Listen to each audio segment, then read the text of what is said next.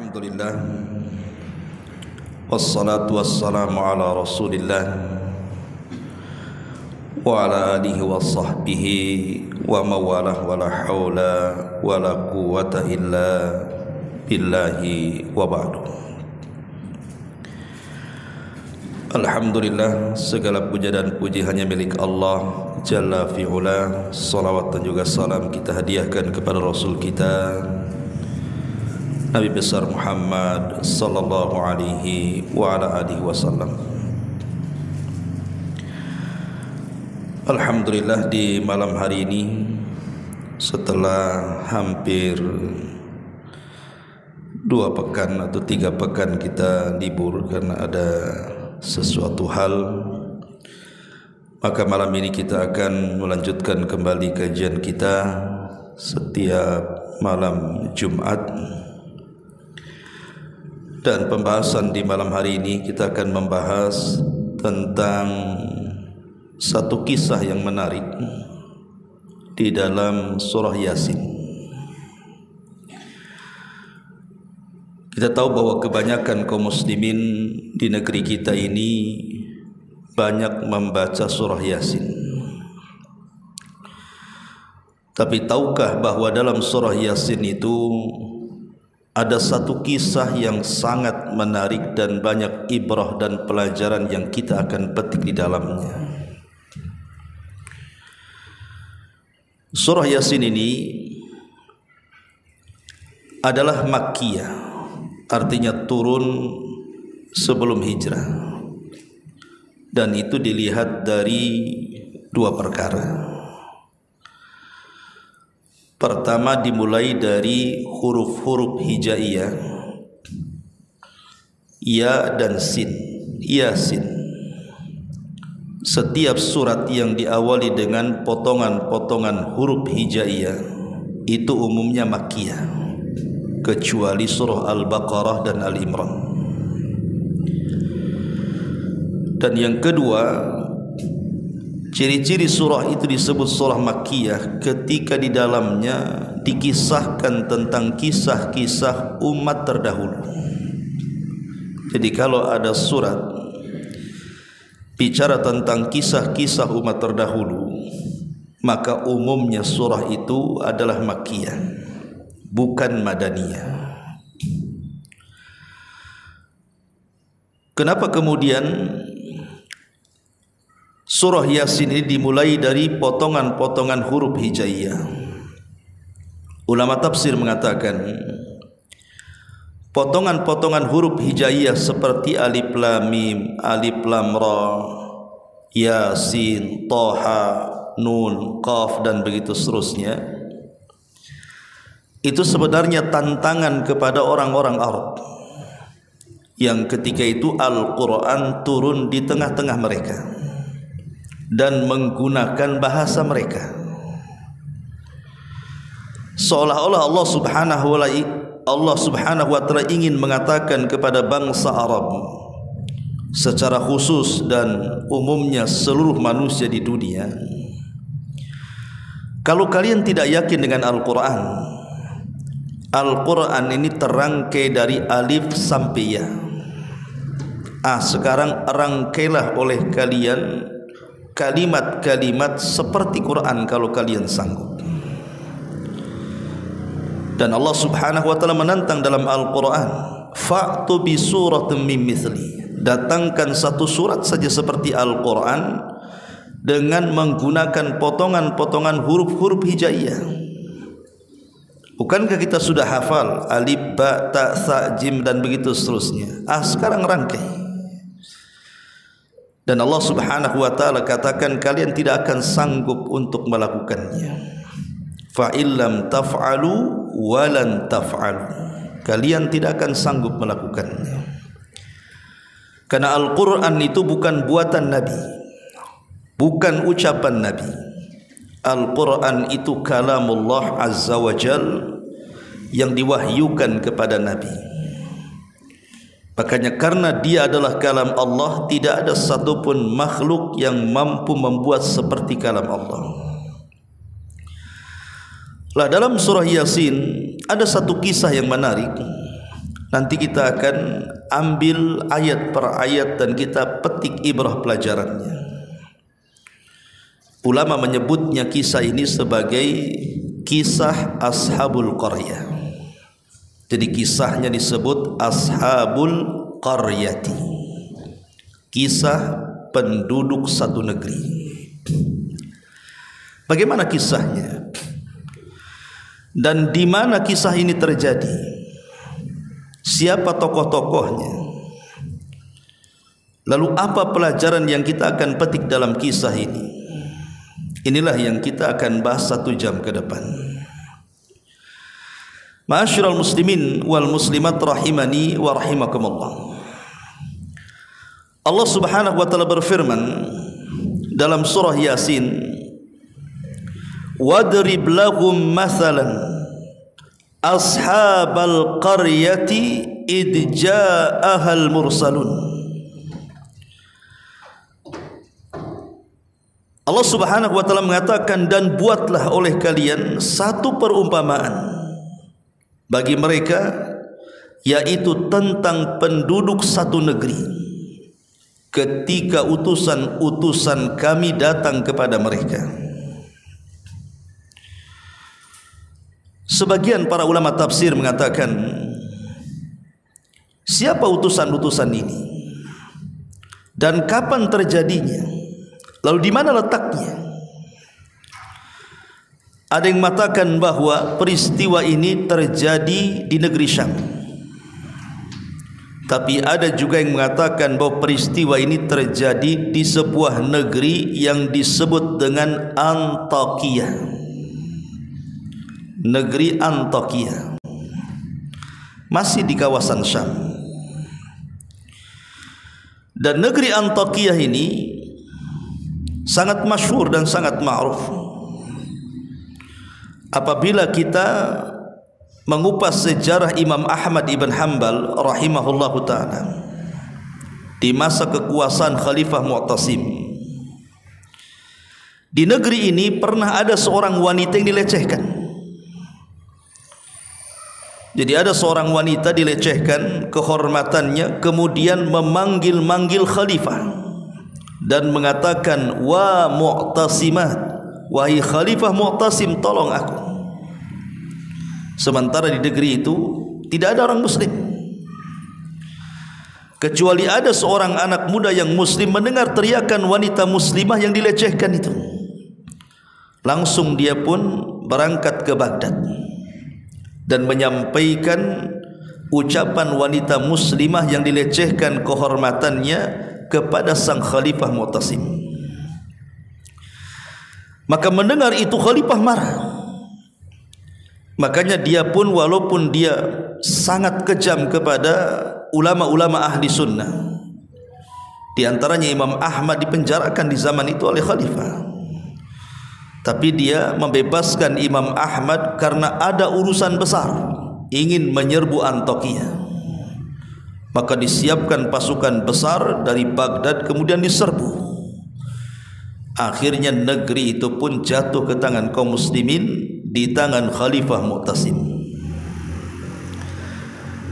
Lah negeri Antakya di zaman dulu sebelum diutusnya Nabi SAW, agama mereka adalah agama penyembah berhala. Jadi mereka menyembah berhala, menyembah patung. Dan penyembahan terhadap berhala ini sudah ada sejak zaman Nabi Nuh alaihi salatu wassalam diutus sebagai nabi dan rasul. Ketika kaumnya menyembah sebagian berhala yang mereka sebut dengan Suwa, Yaghus, Nasr dan begitu seterusnya, yang Allah katakan la tadharunna waddan wala suwa'an wala yaghutha wa ya'uqa wa nasra. Jangan kalian tinggalkan sesembahan kepada Wad, kemudian kepada Yaghus, kepada Ya'uq, kepada Nasr. Itu kan nama-nama sesembahan di zaman Nabi Nuh. Tapi kemudian berkembang sampai di zaman Nabi Ibrahim alaihi salatu wassalam, manusia bukan hanya menyembah berhala, sampai matahari disembah, bintang disembah, bulan disembah, sampai kepada zaman Isa bin Maryam.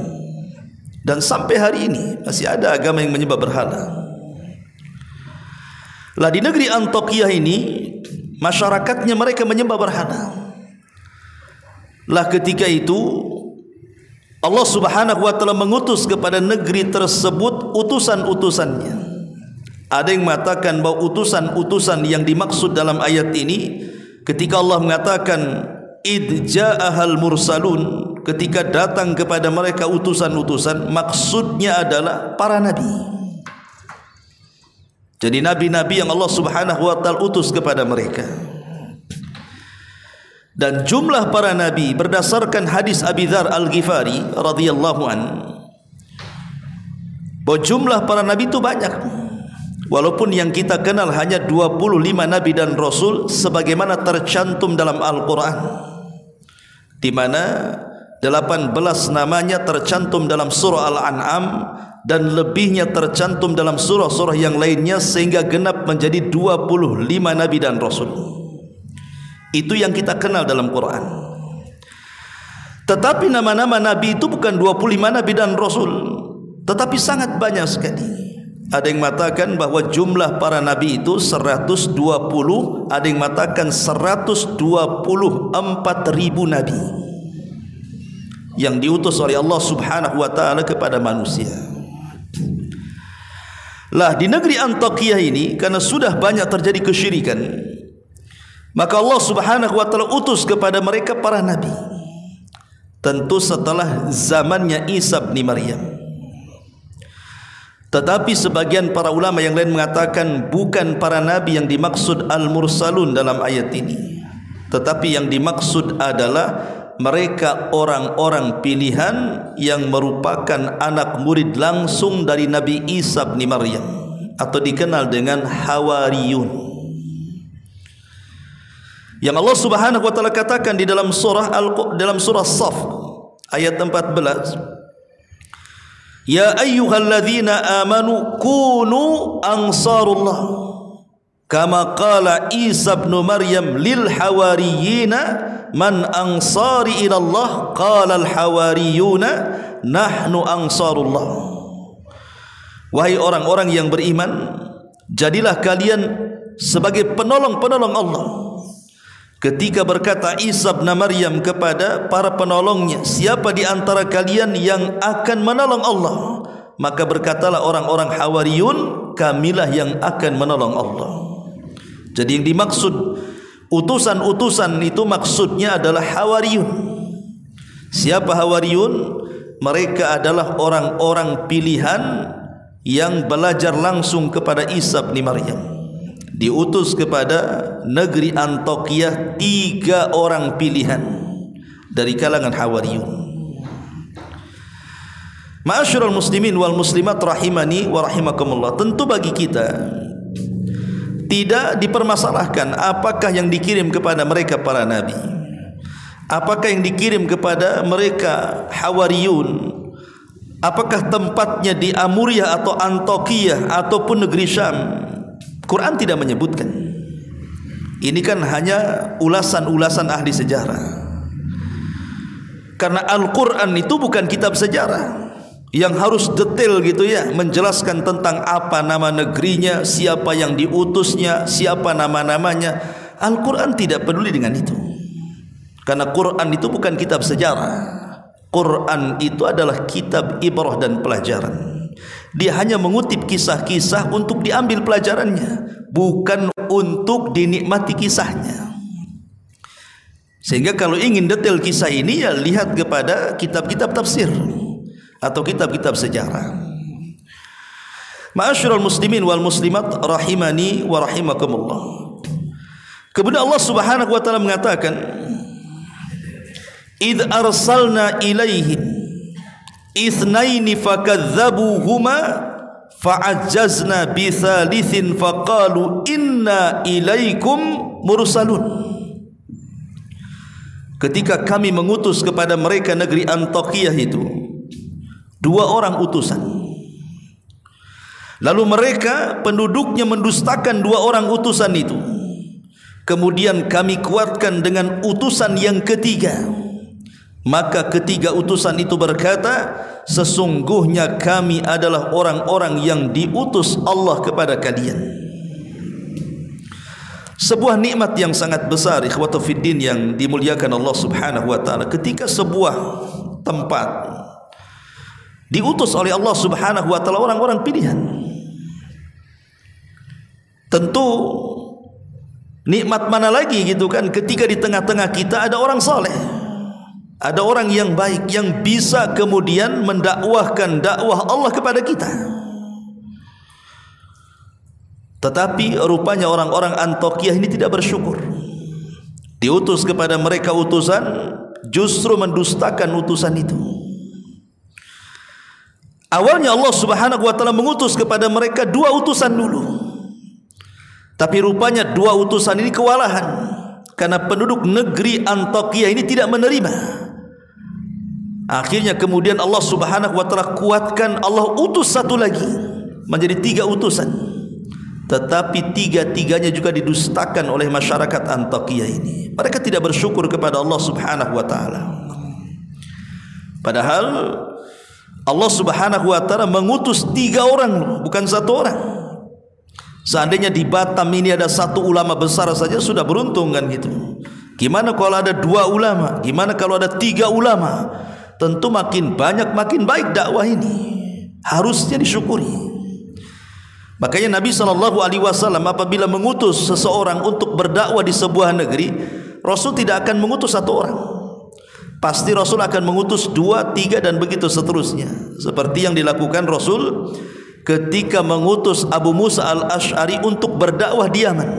Dia tidak sendirian, tetapi Nabi SAW mengutus 2 orang, Abu Musa al-Ash'ari dan Mu'adz ibnu Jabal radhiyallahu anhuma. Begitu juga Nabi Musa alaihi salatu wassalam. Ketika dia berdakwah kepada Fir'aun, Musa merasa lemah. Kenapa? Karena lisannya itu tidak fasih dalam bicara. Sementara dia punya abang namanya Harun. Dan Harun adalah orangnya fasih dalam bicara, orator, kalau ngomong itu luar biasa. Maka Musa alaihi salatu wassalam mengatakan, Haruna akhi, ya Allah, saya punya Harun, itu saudaraku. Waj'al li waziran min ahli, jadikan dia perdana menteriku dari keluargaku. Jadi Nabi Musa meminta kepada Allah Subhanahu wa taala untuk menggabungkan Harun dalam dakwahnya. Akhirnya Allah Subhanahu wa taala mengabulkan permintaan Musa, maka diangkatlah Harun menjadi nabi. Kemudian menolong Nabi Musa dalam menghadapi Fir'aun dan juga kaumnya. Ma'asyiral muslimin wal muslimat rahimani wa rahimakumullah. Lah ketika 3 utusan ini diutus oleh Allah Subhanahu wa taala ke negeri Antiokhia, kemudian mereka mulai berdakwah mengajak manusia untuk meninggalkan sesembahan selain daripada Allah Subhanahu wa taala, mengajak kepada tauhid yang umumnya dilakukan oleh semua utusan Allah Subhanahu wa taala. Sebagaimana Allah Subhanahu wa taala berfirman, "Walaqad ba'atsna fi kulli ummatir rasulan an ibudullaha wajtanibut taghut." Dan sungguh kami utus pada tiap-tiap umat ini seorang rasul, di mana tugas mereka menyampaikan kepada umatnya, sembahlah Allah, tauhidkan Allah dan jauhi sesembahan selain daripada Allah alias taghut. Itu semua utusan Allah mendakwahkan tauhid, termasuk 3 utusan ini. Tapi apa yang terjadi? Maka Allah Subhanahu wa taala melanjutkan kisahnya. Qalu ma antum illa basyarum mithluna wa ma anzalar rahman min syai'in in antum illa takdzibun. Mereka penduduk negeri Antiokhia mengatakan, kamu ini hanyalah manusia seperti kami. Dan Allah Subhanahu wa taala Maha Pengasih, tidak menurunkan sesuatu apapun. Kamu hanyalah pendusta belaka bagi kami. Lihat, mereka mulai mendustakan 3 utusan dan mengatakan, kalian itu manusia sama dengan kami. Maunya mereka itu, kalau memang kalian adalah utusan-utusan Allah Subhanahu wa taala, kenapa tidak malaikat saja diutus kepada kami? Kenapa mesti kalian manusia seperti kami, yang makan minum persis seperti kami? Jadi mereka mengatakan, kenapa tidak malaikat yang diutus? Kenapa mesti seperti kalian, seperti kami manusia yang diutus? Ma'asyiral muslimin yang dimuliakan Allah Subhanahu wa taala, sebenarnya penolakan dakwah mereka itu bukan itu alasannya. Sebab kalau Allah Subhanahu wa taala utus malaikat sekalipun sebagai nabi dan rasul, tentu Allah Subhanahu wa taala pasti akan membentuk malaikat itu seperti manusia. Dan pasti mereka juga akan mendustakan sekalipun itu jelmaan manusia. Dan itu disinggung dalam Al-Quran surah Al-An'am ayat 9. Walau ja'alnahu malakan la ja'alnahu rajulan. Seandainya kami jadikan Rasul itu malaikat, tentu kami akan bentuk malaikat itu seperti manusia, kata Allah. Sebab kalau seandainya malaikat dalam bentuk aslinya diutus kepada manusia, siapa yang akan mengikuti malaikat? Malaikat itu makhluk besar. Bayangkan Jibril saja, berapa sayapnya? 600. Di mana satu sayap itu terbentang antara barat dan timur, mulai dari terbenam sampai terbitnya matahari, yang disebut dalam hadis Nabi SAW saddal ufuk, menutupi langit. Macam mana malaikat sebesar itu akan turun ke bumi dan akan menjadi nabi? Sementara nabi dan rasul itu harus diikuti.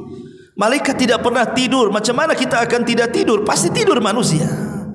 Malaikat tidak makan, malaikat tidak minum, malaikat tidak kawin. Sementara kita makan, kita minum, kita kawin. Macam mana akan mengikuti malaikat?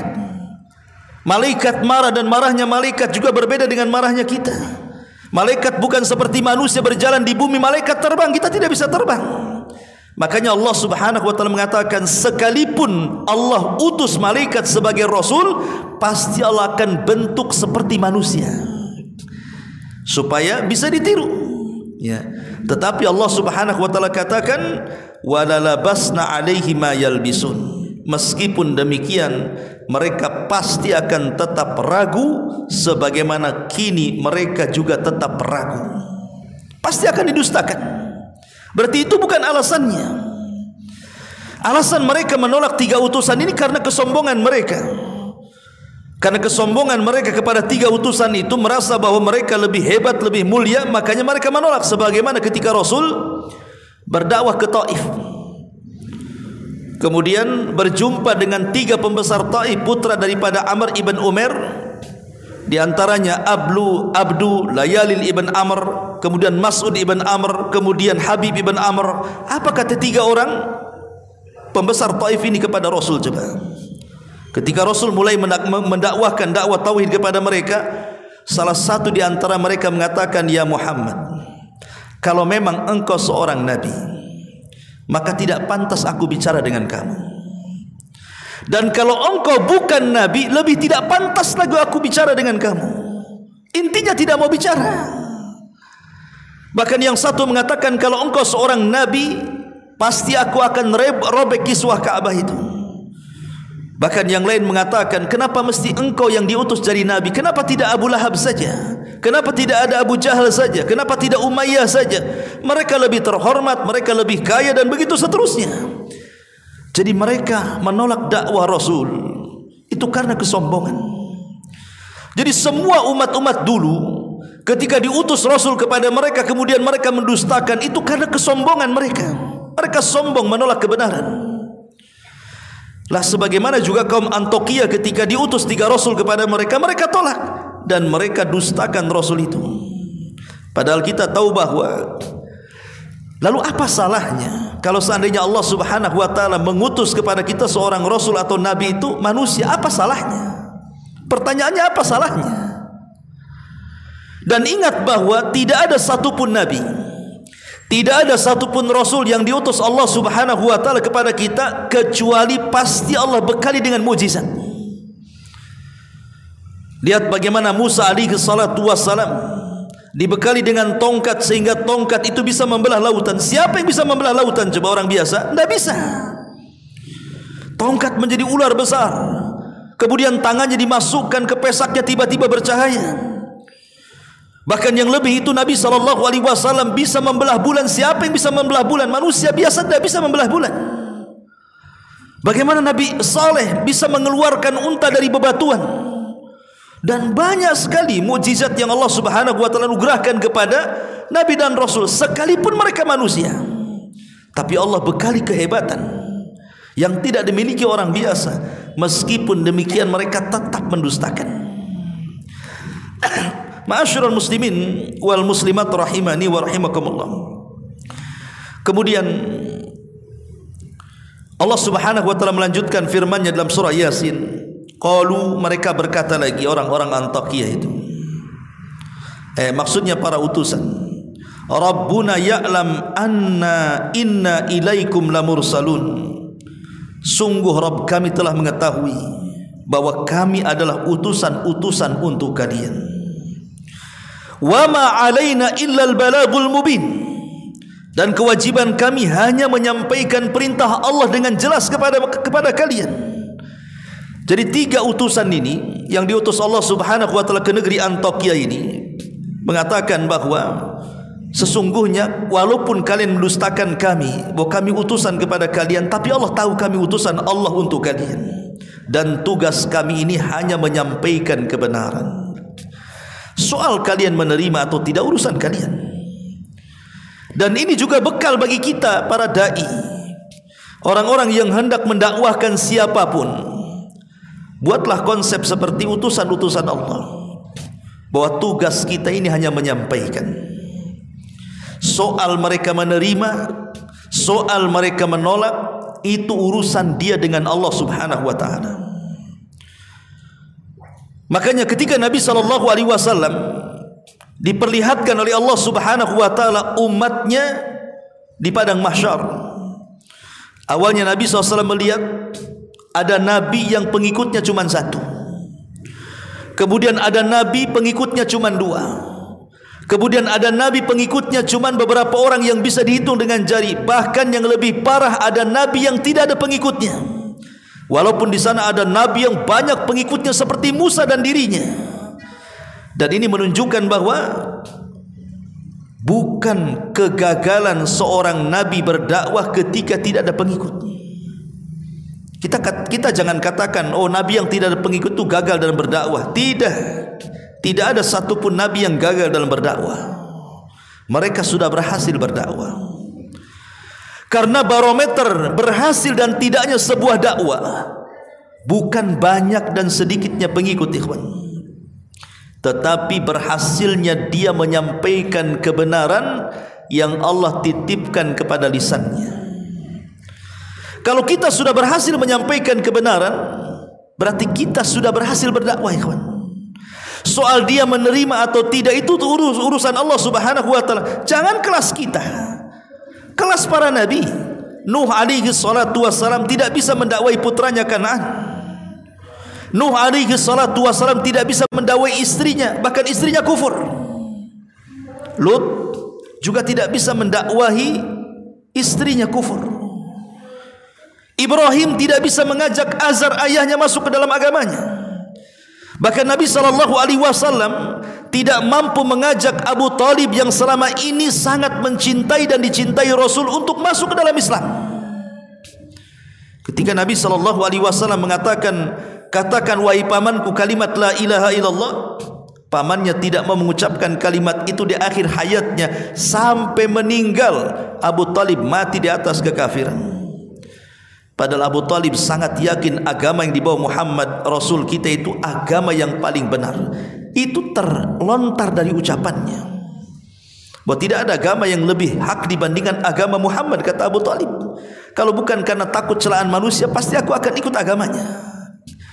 Jadi Abu Talib itu kenapa tidak mau ikut agama Rasul? Karena dia takut celaan kaumnya, karena dia takut dengan kawan-kawannya. Dia lebih memilih agama kawannya dibandingkan agama Nabi.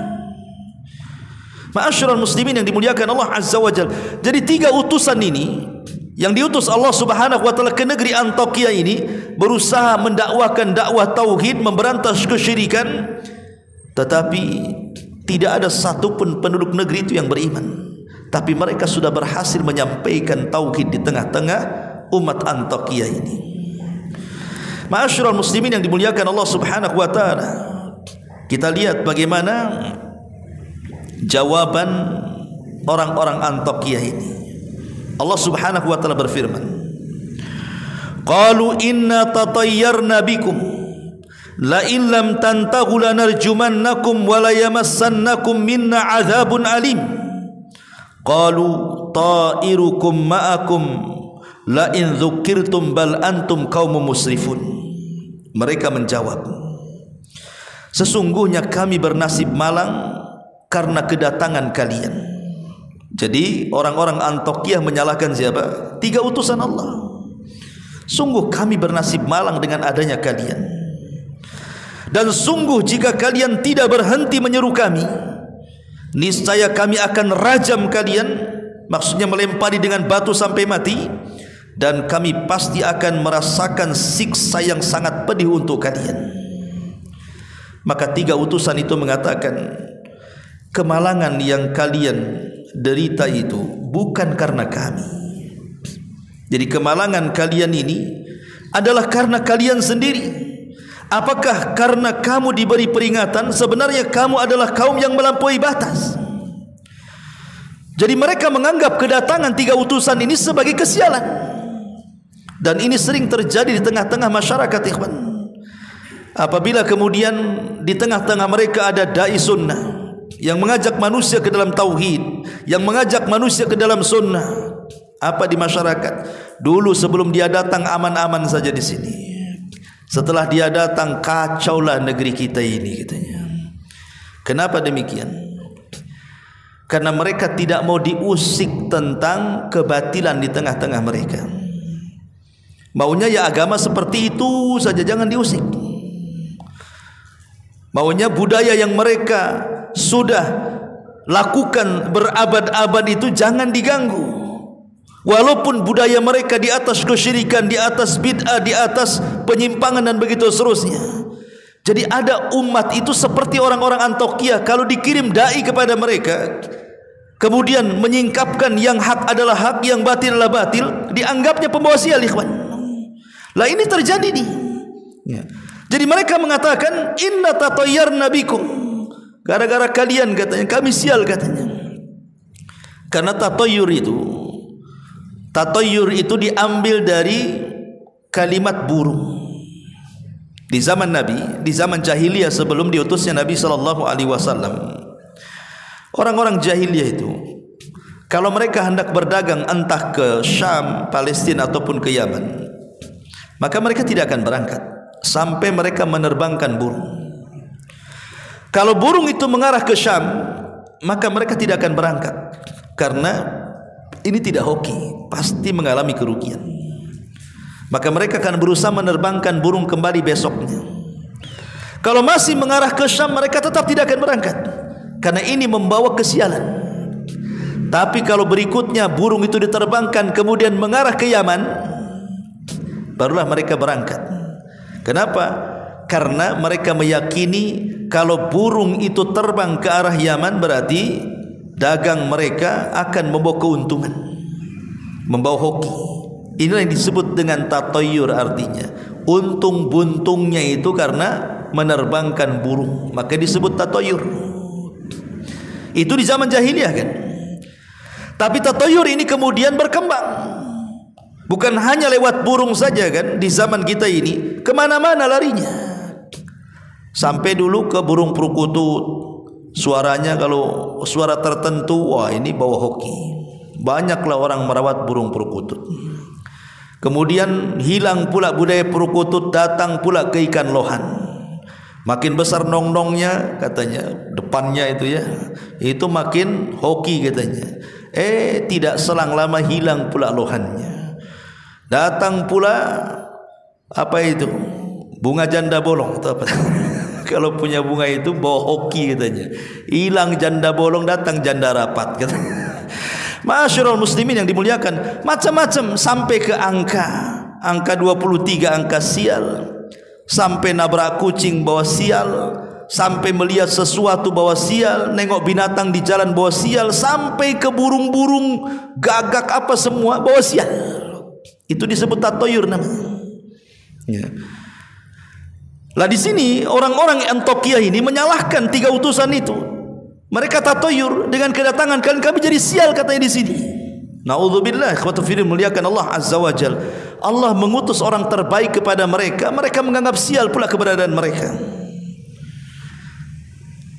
Makanya kemudian dibantah oleh 3 utusan ini, qalu ta'irukum ma'akum la in dzukirtum bal antum qaumun musrifun. Tidak, kesialan kalian itu datang dari diri kalian. Bukan kami yang datang membawa kesialan, tapi kesialan itu datang dari diri kalian karena kalian umat yang melampaui batas. Ma'asyiral muslimin wal muslimat rahimani wa rahimakumullah. Maka mulailah kemudian mereka mendakwahkan tauhid, kemudian mengalami penyimpangan dari kaumnya, bahkan mulai kaum Antiokhia menyakiti 3 utusan ini. Ketika kemudian 3 utusan ini mulai disakiti, mulai diintimidasi, mulai disudutkan dalam dakwahnya, rupanya habar 3 utusan yang didustakan oleh umat Antiokhia ini kedengaran kepada orang yang sangat soleh di zaman itu, namanya Habibun Najjar. Jadi kisah surah Yasin itu disebut mukmin ala Yasin. Ada seorang yang beriman dari keluarga Yasin namanya Habibun Najjar. Jadi kisah dalam surah Yasin ini sebenarnya mengkisahkan tentang seorang laki-laki yang soleh di sebuah negeri namanya Habibu An-Najjar. Makanya Allah Subhanahu wa taala melanjutkan firman-Nya, wajaa min aqsal madinati rajulun yas'a qala ya qaumi tabi'ul mursalin. Dan datanglah dari ujung kota seorang laki-laki namanya Habibun Najjar dengan bergegas, dan dia berkata kepada kaum Antiokhia, wahai kaumku, kenapa kalian menolak 3 utusan itu? Ikuti utusan-utusan itu. Kenapa kalian sakiti utusan-utusan itu? Ya.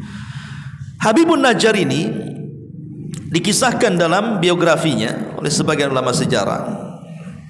Dia ada yang mengatakan bahwa dia adalah namanya Habib ibn Israil.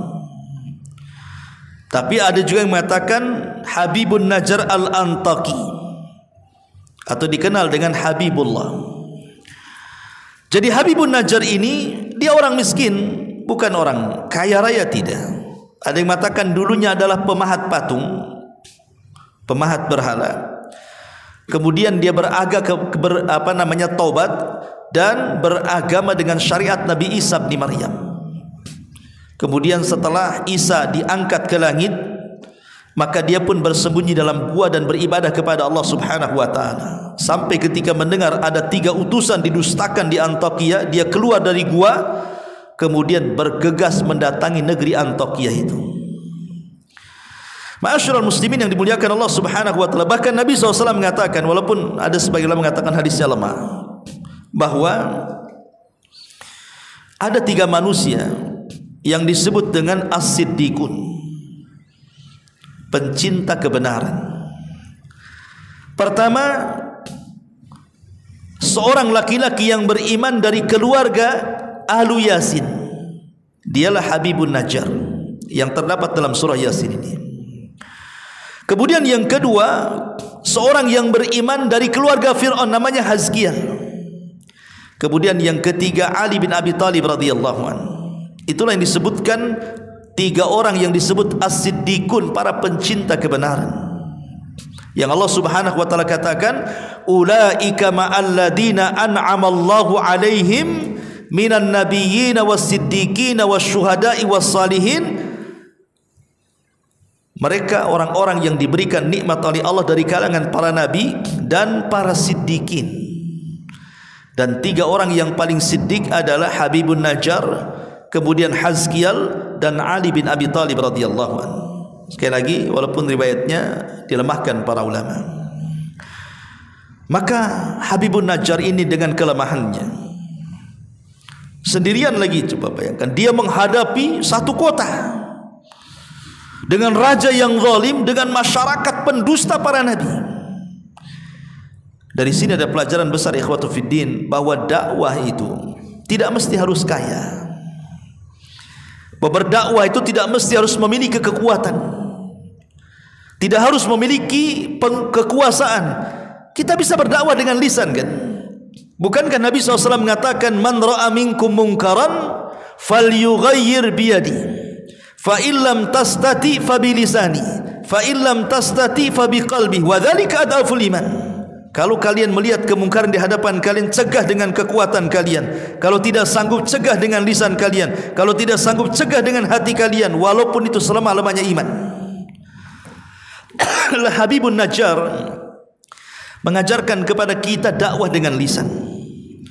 Dan Allah Subhanahu wa taala mengatakan waman ahsanu qaulan mimman da'a ilallah. Siapa lagi ucapan yang paling indah melebihi orang yang mengajak manusia ke jalan Allah Subhanahu wa taala, ikhwan.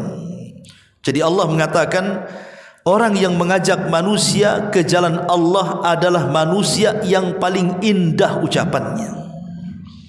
Di masyarakat, orang yang paling indah suara itu ya mungkin para penyanyi, ya kan, para musisi, para pedangdut, ya. Oh, itu mantap-mantap suaranya. Itu di masyarakat. Padahal dalam Islam justru itu suara terburuk dalam Islam itu. Karena biasanya nyanyian-nyanyian, musik-musik itulah yang menghalangi manusia dari kebenaran, yang menghalangi manusia dari Quran.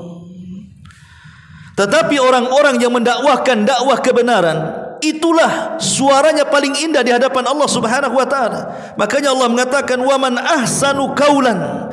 Tidak ada ucapan yang paling indah, suara yang paling indah mimman da'a ilallah, dibandingkan orang yang mengajak manusia ke jalan Allah. Tapi apa yang terjadi? Banyak para dai itu justru ditolak di masyarakat. Suaranya tidak indah dianggap di telinga-telinga mereka, kan. Justru ada orang yang tersakiti dengan dakwahnya para duat, padahal mereka adalah suaranya paling indah. Apa yang dilakukan oleh Habibun Najjar ini ketika mendengar bahwa 3 utusan itu mulai disakiti, diintimidasi, bahkan ada ancaman pembunuhan, maka dia keluar menuju negeri tersebut, kemudian mengatakan ittabi'ul mursalun, ikutilah utusan-utusan itu. Ittabi'u man la yas'alukum ajra wa hum muhtadun, ikutilah orang yang tidak meminta imbalan kepada kalian dan mereka adalah orang-orang yang mendapatkan petunjuk. Wa ma liya la a'budul ladzi fatarani wa ilaihi turja'un, dan tidak ada alasan bagiku untuk tidak menyembah Allah yang telah menciptakan aku dan hanya kepadanya lah aku dikembalikan. Attakhid min dunihi alihatan iyuridni rahman bidurrin la tughni anni syafa'atuhum syai'a wa la yunqidhun inni idzan la fi dhalalim mubin inni amantu bi rabbikum fasma'un. Mengapa aku akan menyembah Tuhan-Tuhan selain Allah, jika Allah yang Maha Pengasih menghendaki bencana kepadaku? Pasti pertolongan mereka tidak berguna sama sekali bagiku, dan mereka juga tidak menyelamatkan aku. Seolah-olah Habibun Najjar ini menyinggung berhala-berhala orang-orang Antiokhia itu. Ngapain kalian sembah berhala itu? Jika Allah Subhanahu wa taala menghendaki sesuatu, berhala-berhala itulah tidak bisa apa-apa. Atau jika Allah Subhanahu wa taala menimpakan madarat kepadaku, berhala-berhala itu tidak bisa menyelamatkan aku. Karena berhala itu tidak mungkin mendatangkan manfaat ataupun mencegah madarat. Jadi mulailah kemudian Habibun Najjar ini melemahkan berhalanya, bahwa Tuhan-Tuhan yang kalian sembah itu sama sekali tidak mendatangkan manfaat dan tidak pernah mencegah madarat. Kemudian dia mengatakan, sungguh aku berbuat begitu pasti aku berada dalam kesesatan. Kalau aku ikut kalian, sesat aku, katanya. Sesungguhnya aku telah beriman kepada Rabbku, maka dengarkanlah pengakuan keimananku. Ikuti nabi-nabi itu yang benar, katanya. Tapi apa yang terjadi? Marahlah penduduk Antiokhia ini. Akhirnya kemudian menangkap Habibun Najjar, kemudian ditanam setengah badan di tanah. Kemudian mulai penduduk negeri itu datang mengeroyok Habibun Najjar, membawa masing-masing batu kemudian melempar sampai mati. Subhanallah. Dia rela menyerahkan jiwanya untuk membela para utusan. Saat dia meninggal itu, Allah Subhanahu wa taala memperlihatkan karamahnya bahwa Habibun Najjar seorang wali. Dia bukan seorang nabi, tapi dia seorang wali, rajulun salih, orang saleh. Dia rela menyerahkan jiwanya untuk dakwah ila Allah Subhanahu wa taala dan membela utusan-utusan Allah Subhanahu wa taala. Tiba-tiba saat ruhnya dicabut, Allah Subhanahu wa taala memperlihatkan kepada Habibun Najjar apa? Sorga yang sudah diperuntukkan untuknya.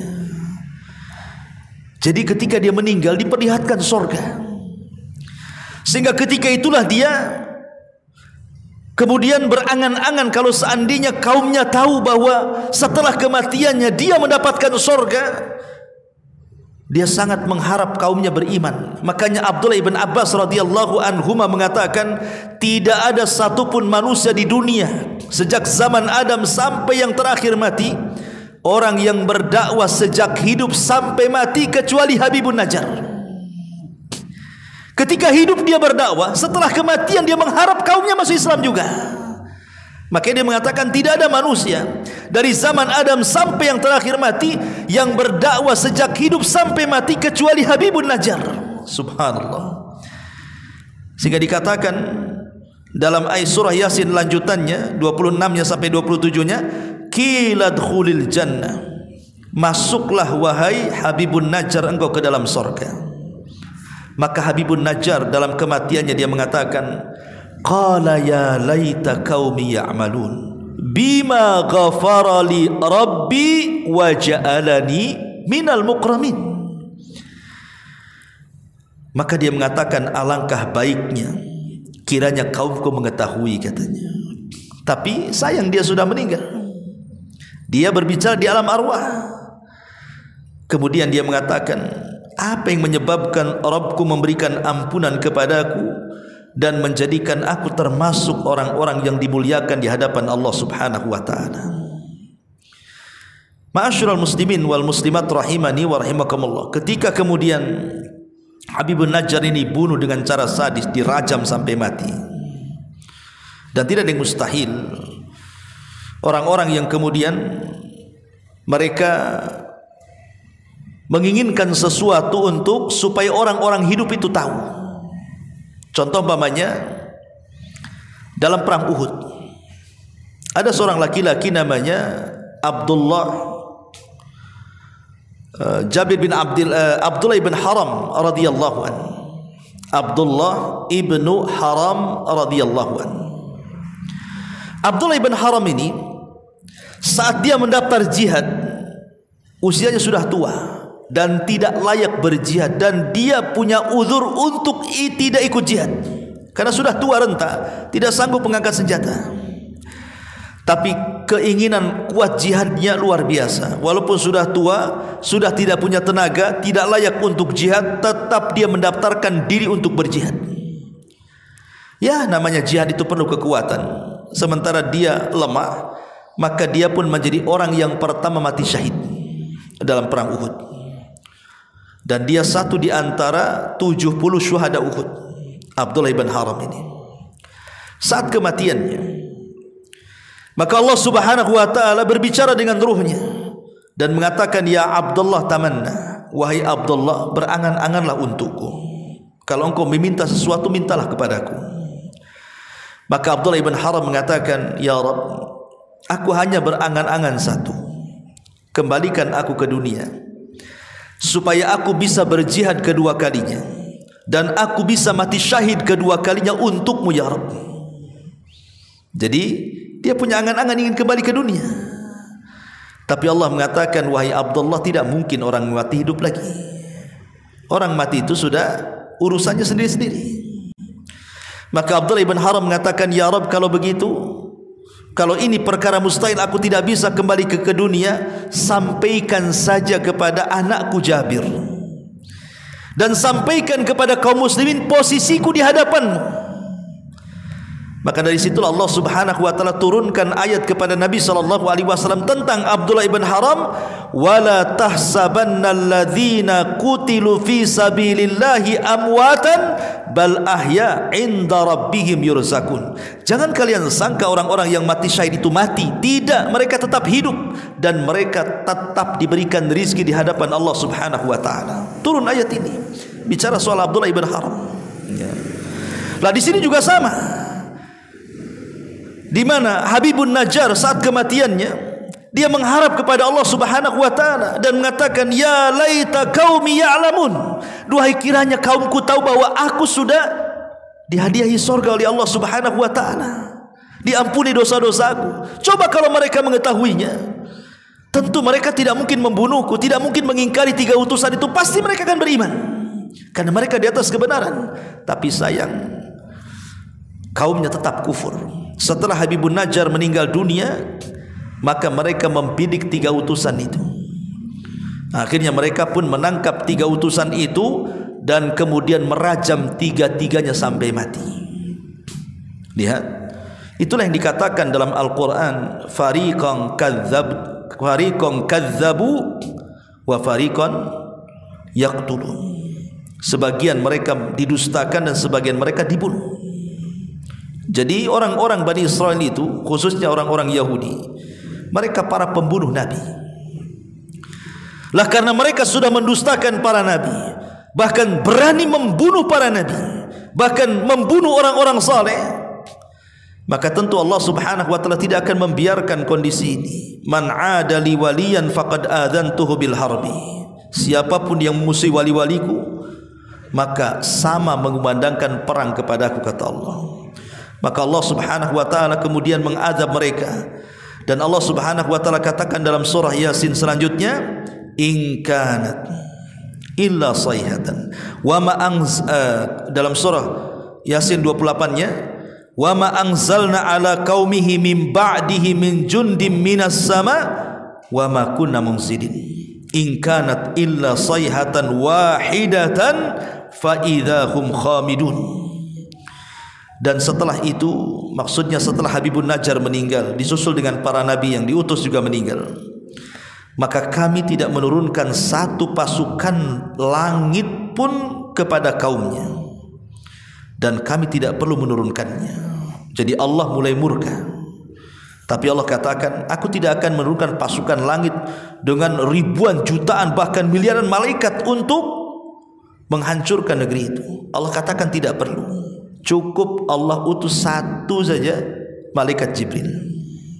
Apa yang terjadi? Tidak ada siksa terhadap mereka melainkan dengan satu teriakan saja. Jibril diperintahkan oleh Allah untuk berteriak satu teriakan. Apa yang terjadi? Maka seketika itu semua mereka meninggal dunia. Allah azab mereka, ya, karena mereka sudah mendustakan 3 utusan itu, bahkan membunuh Habibun Najjar. Makanya Allah Subhanahu wa taala mengutus Jibril kepada mereka untuk berteriak satu teriakan saja. Ketika Jibril berteriak satu teriakan, satu negeri Antokiah tidak ada yang hidup, semua mati. Persis seperti azabnya kepada siapa? Kaum Tsamud, kaumnya Nabi Saleh, yang ketika itu mereka menyembelih untanya Nabi Saleh. Akhirnya mereka sudah membuat kelancangan kepada nabinya. Maka Allah utus Jibril untuk berteriak satu teriakan. Tidak ada satu jiwa kaum Tsamud yang kufur kecuali mati. Ma'asyiral muslimin yang dimuliakan Allah Subhanahu wa taala, Allah mengatakan, ya hasrata 'alal ibad ma ya'tihi min rasulin illa kanu bihi yastahzi'un.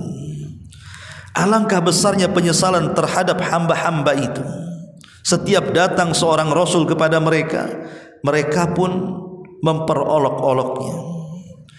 Awalam yarau kam akhlaqna qablakum minal quruni annakum ilaihim la yarji'un. Tidakkah mereka mengetahui berapa banyak umat-umat sebelum mereka yang telah kami binasakan? Orang-orang yang telah kami binasakan itu tidak ada yang kembali kepada mereka. Wa in kullu lamma jami'ul ladaina muhdharun. Dan setiap umat semuanya akan dihadapkan kepada kami, kata Allah. Wa ayatul lahum wa ayatul lahumul ardul maitatu ahyainaha wa akhrajna minha habban faminhu ya'kulun ila akhiril ayat. Dan satu tanda kebesaran Allah bagi mereka adalah bumi yang mati tandus, kemudian kami hidupkan bumi itu dan kami keluarkan darinya biji-biji, maka dari biji-biji itulah mereka ditumbuhkan dan dimakan. Artinya Allah mempermisalkan bahwa semua manusia, bukan hanya mereka diazab di dunia yang kufur kepada para nabi, maka mereka juga akan mempertanggungjawabkan di hadapan Allah Subhanahu wa taala. Dua siksa sekaligus mereka dapati. Siksa akibat kekufuran mereka, maka mereka diazab dengan teriakan Jibril. Siksa yang kedua, mereka harus menghadapi pertanggungjawaban mereka di hadapan Allah Subhanahu wa taala, dan mereka tidak mungkin meleset. Pasti azab neraka jauh lebih mengerikan dibandingkan azab dunia. Lah inilah diantara sekelumit kisah dalam surah Yasin, ya, dalam kisah Habibun Najjar, atau disebut kisahnya dalam Quran sebagai kisah Ashab Al-Qaryah, kisah satu penduduk negeri yang banyak dan syarat pelajaran kalau kita mau kupas secara mendalam. Wallahu a'lam bishawab. Mudah-mudahan ada manfaatnya. Ini saya bisa sampaikan. Subhanaka wa bihamdika asyhadu an la ilaha illa anta astaghfiruka wa atubu ilaik. Allahu taala alam. Assalamualaikum warahmatullahi wabarakatuh.